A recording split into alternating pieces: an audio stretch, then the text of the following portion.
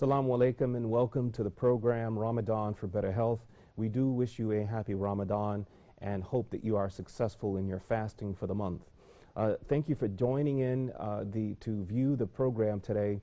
For our health topics, we have two health topics that we're going to be talking about today. The first has to do with managing some of the common dental problems that we experience. We're joined by Dr. Islam Tolba. He is a dentist here in Cairo. Assalamu alaikum to you, doctor. Thank you for joining us, doctor. Before we open the subject about dental health, we're also, dear viewers, we're going to be joined by telephone for a subject that may or may not be related to some of the common dental problems, that is managing fevers. We are joined by telephone to discuss the issue of managing fevers, looking at some of the causes and treatments for fevers. Dr. Hisham Tawakal, he is a pediatrician also based in Cairo. Assalamu alaikum to you, Dr. Hisham. Alaikum assalam wa rahmatullahi wa barakatuh. Doctor, thank you again for calling us. We also appreciate and understand that you are a board certified doctor in the United States. We want to talk to you about managing fevers. What constitutes, first, before you, can we start the conversation, what is it exactly that constitutes a fever, and what are some of the common causes of fevers? Sure. Thank you very much. And let's start first by defining what fever. Yes. Just to simplify things here. And the definition, or the simple definition of fever, is a rise of in the body temperature that goes above certain limit. Mm-hmm. Did you measure the fever? So there's different levels according to where you measure the fever of the child. If you measure the temperature rectally, or some devices now you can measure the temperature from the ear, then that limit would be 38 centigrade Celsius. If you measure the temperature orally, then it would be 37.8, and if you measure it in the axillary, in the armpit, it would be 37.2. So as you can see, that definition varies according where the temperature was measured.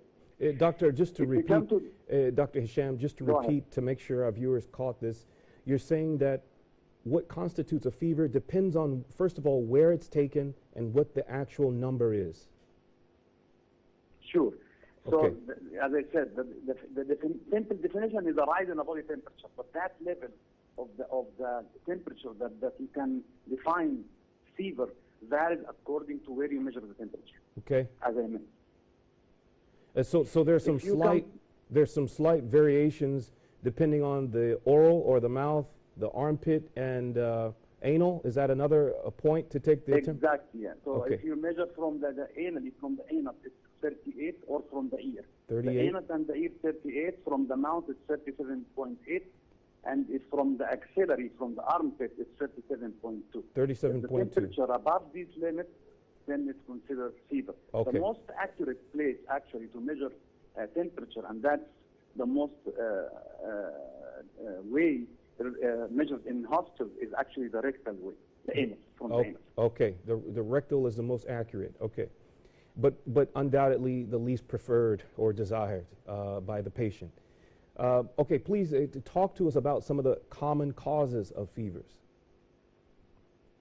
The most common causes of fever in children in general is, of course, infection, especially around the season that we get most infection, like the cold and the winter time, and when we get all these infections.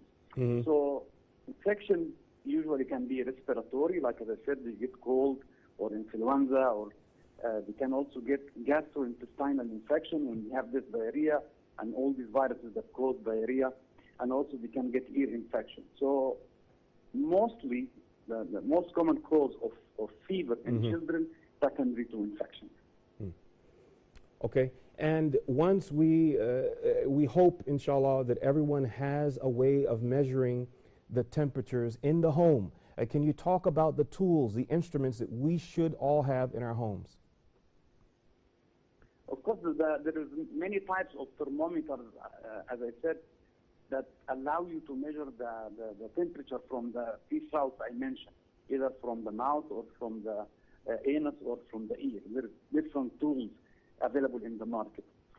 You know, you can, there is one important point when you measure the fever at home, because one important question will come to you, whether what manage this baby at home with the regular medication, anti-fever medication that we give at home, or to seek medical advice. This would be a very important question after you discover that the baby has fever. And again, that varies according to two things: according to the age of the baby and the condition of, or the age of the child and the condition of the child at that time you took the temperature and discovered that he has fever. For example, for babies who are less than 3 months, any temperature above 38 degrees, that baby should go to a doctor to be checked.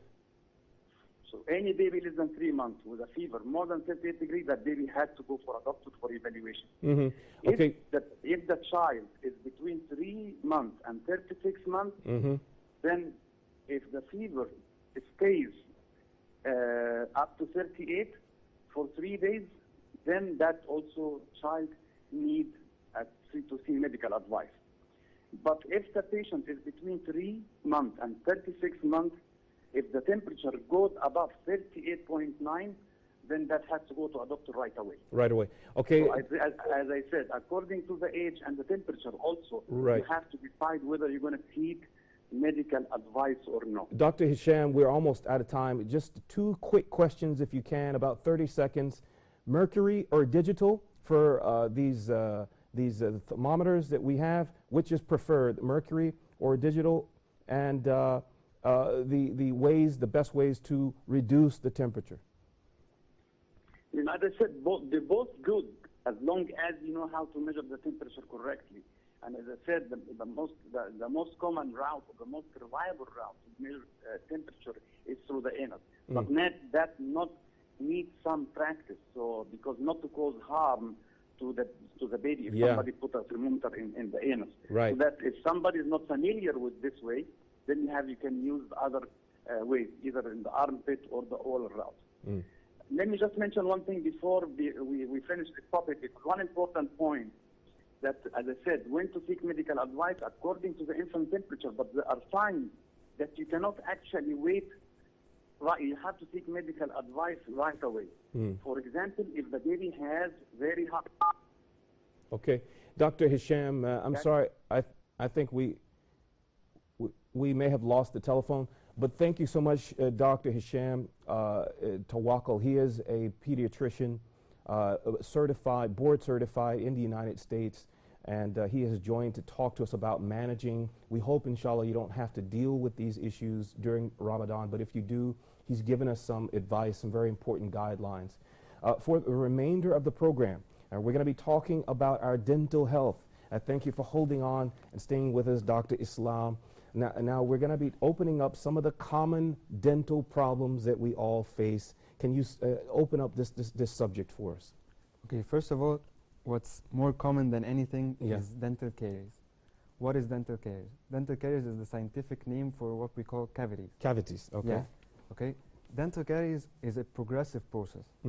Okay, it starts through layers. Okay, it starts in the enamel, which is the outer layer of the tooth. Okay. Then it goes through the dentine, which is the inner, more sensitive layer of the tooth. Then the pulp, which contains blood vessels and nerves. And this is the most painful.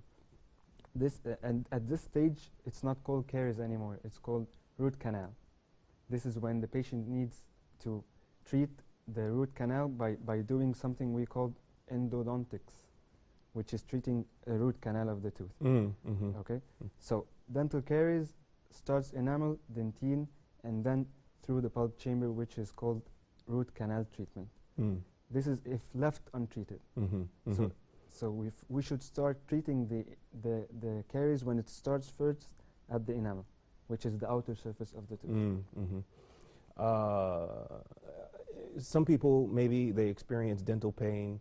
You know, a man wants to be a manly man, and he's like, well, I just shake the pain off, maybe take some Panadol or a pain reliever. But your advice to him? No, you should never leave the dental caries untreated, because as it progresses, more pain evolves, and so on. So a good, smart Muslim man will seek medical advice when he has dental pain. Yeah, he should go for a checkup every 6 months. So if he has caries at the beginning, he should treat it right away. Got it. And this is in keeping with the order that Allah subhanahu wa ta'ala has given us to take care of our health and our life. Yeah, exactly. All right, so we have an illustration here. What is this? Yeah, so that's the stages of dental caries. At the left, you have the caries only in the enamel area, the enamel layer. Then it involves the dentine as well. Then the third picture, it enters the pulp cavity and the infection spreads through the pulp. So this is a very good illustration. It helps us understand how the stages are. Yeah, the progression. Yeah. What is the cause for this? What is the underlying cause for this decay in the teeth? Okay, good question. Dental caries is the action of production of bacteria to acids by consumption of sugar. Okay, so we have the bacteria that consumes sugar to produce acids. Those acids break down the enamel or dentine and then enter the pulp chamber of the tooth. Is it an easy fix? Is brushing and rinsing, is that enough to? No, if caries start, you have to do a filling to remove all the infected area and put a dental filling. Okay, one last question and we'll take a break. Okay. How do we know when we should see, if we suspect, is it darkness in the teeth? How do we know? Okay, first, it's more white than normal teeth. That's the initial caries. Okay. Then it gets a brown color and starts the cavitation. If you see a cavity in the tooth, then you have to go to the dentist right away. All right. Thank you, Dr. Islam. He's talking to us about some of the common dental problems. We'll continue our discussion with him after a short break.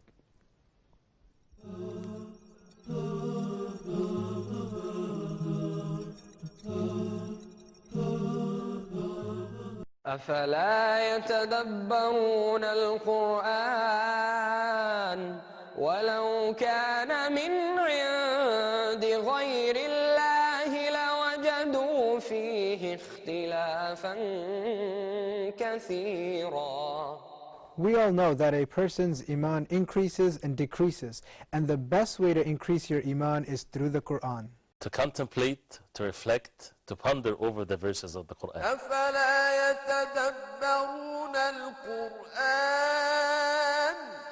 ولو كان من عند غير الله لوجدوا فيه اختلافا كثيرا. In this program, we will listen to the Quran first, and that should soften our hearts. And then once we get to know the meanings and contemplate over these meanings, then we can change by the will of Allah subhanahu wa ta'ala. ولا يأتونك بمثل إلا جئناك بالحق وأحسن تفسيرا. ولا يأتونك بمثل إلا جئناك بالحق وأحسن تفسيرا. Join us this Ramadan for Quran Circle 2.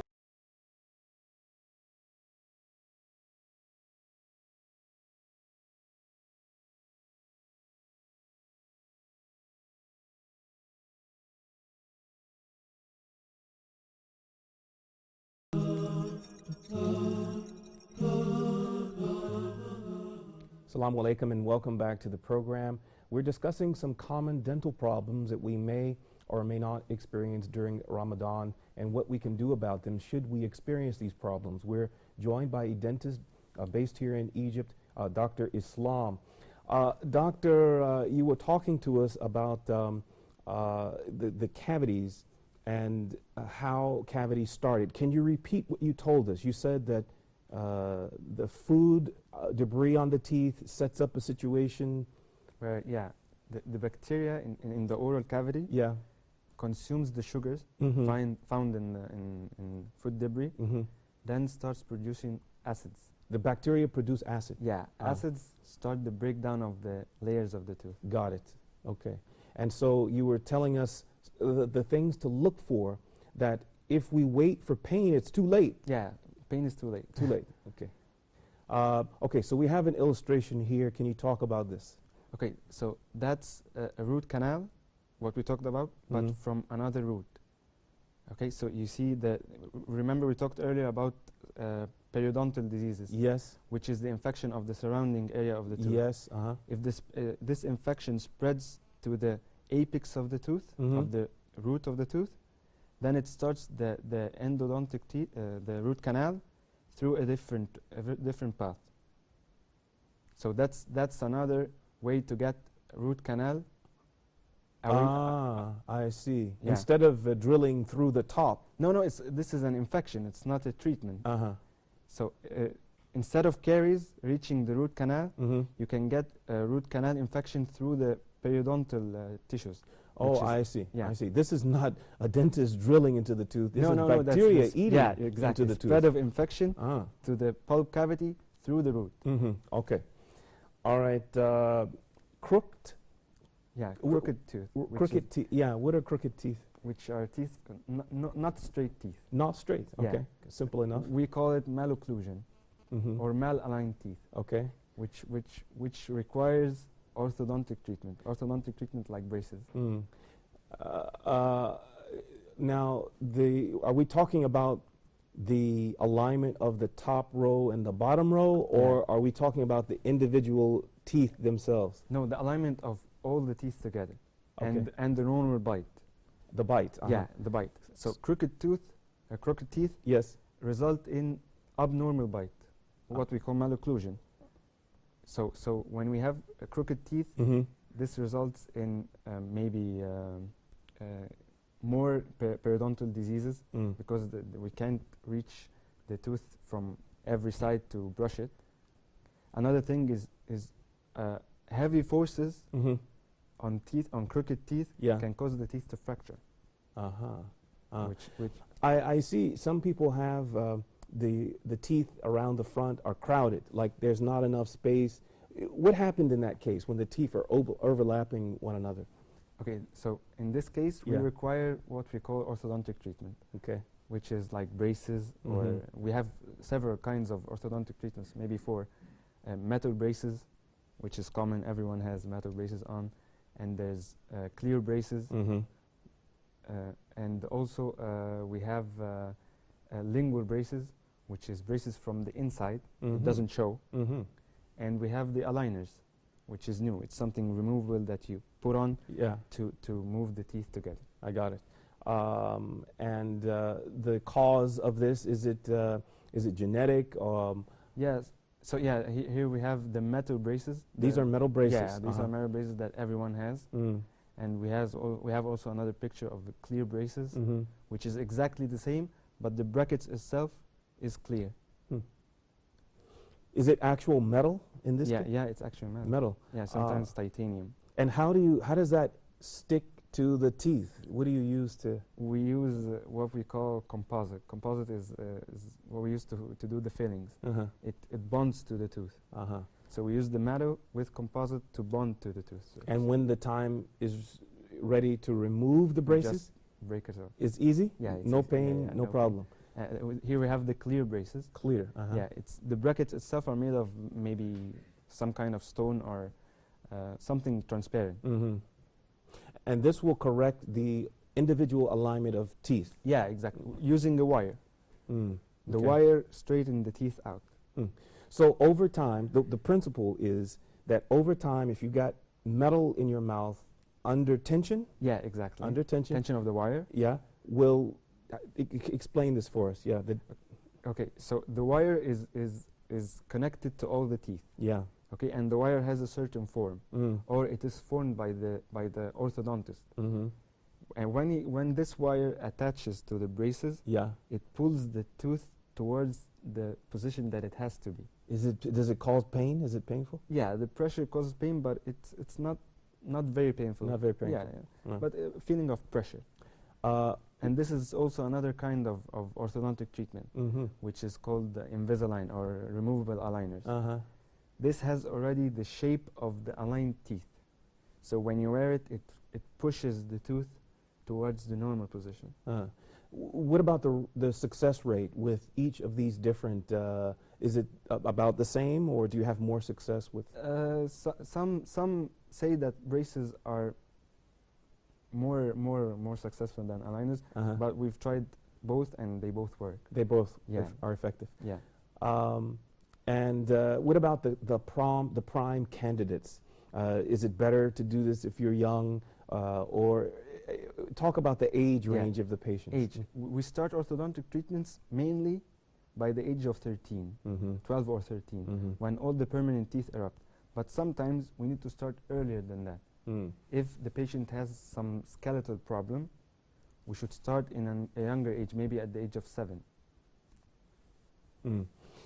All right, so this is something, is it correct that this issue of alignment is not related to cleaning? Or what are the issues that, talk about it. Okay. Crooked tooth, they need more cleaning than straight teeth. And sometimes the patient can get to certain areas with the brush or the floss. So that's why more and more inflammation to the gums and to the periodontal tissues around the tooth in crooked teeth. So this is a reason to encourage people to correct the misalignment. Yes, so that they can take better care of the teeth. Yeah, exactly. Okay, so what is happening here in this photograph? This is a cleaning session done by a dentist. This session has to be done by everyone every 6 months. Even if you take good care of your teeth, you have to go to the dentist every 6 months to do the cleaning session. And there's a big difference between cleaning and whitening. Cleaning is the removal of calculus and plaque accumulated on the tooth. Now, doctor, some people have excellent dental health. You know, they've never had cavities. You know, they are proud, say, I've never had, and I'm a good, excellent brusher. But your advice is, how often should even they seek medical advice? Every 6 months. Every 6 months, you have to go for a checkup, do a cleaning. And for other people who don't take good care of their teeth, we tell them to go every 3 months. So 6 months for normal people, 3 months for less caring people. So even those with excellent health need to be regularly seen by a dentist. Yeah, and need to do cleaning every 6 months, even if they don't have anything. Are there the idea, I guess, is that there are things that regular brushing and flossing can't catch? Yeah, exactly. Can you talk about this? Yeah. What kinds of things does a professional cleaning catch that regular flossing and brushing doesn't catch? Okay, when we go to the dentist to do the cleaning, he cleans every single area in the tooth, even below the gum.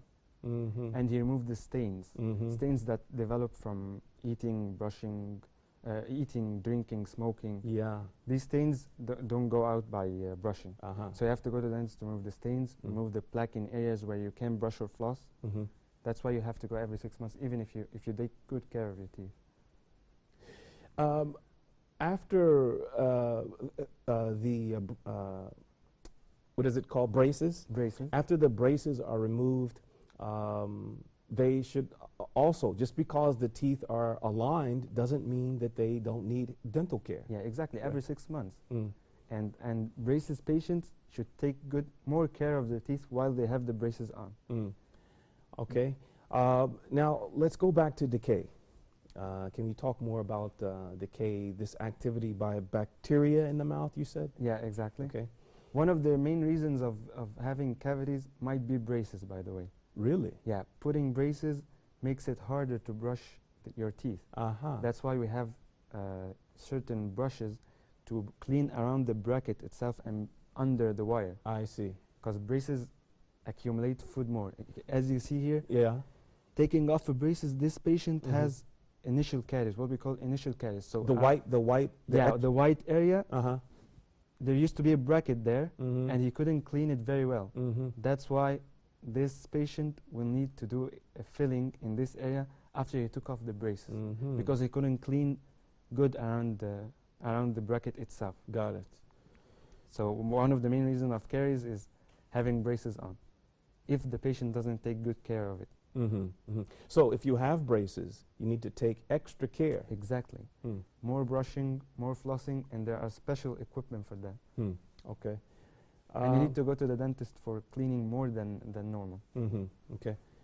All right, Dr. Islam, we are almost out of time. We've got about 1 minute left. You know, during the month of Ramadan, at least in Egypt, the tradition is to eat a lot of sweet things, right? After we've had the rice and the meat and the veggies, our nice balanced Ramadan meal to break the fast. Talk about some advice for the month of Ramadan regarding just in general. Okay. So the general idea would be less sugar and more brushing.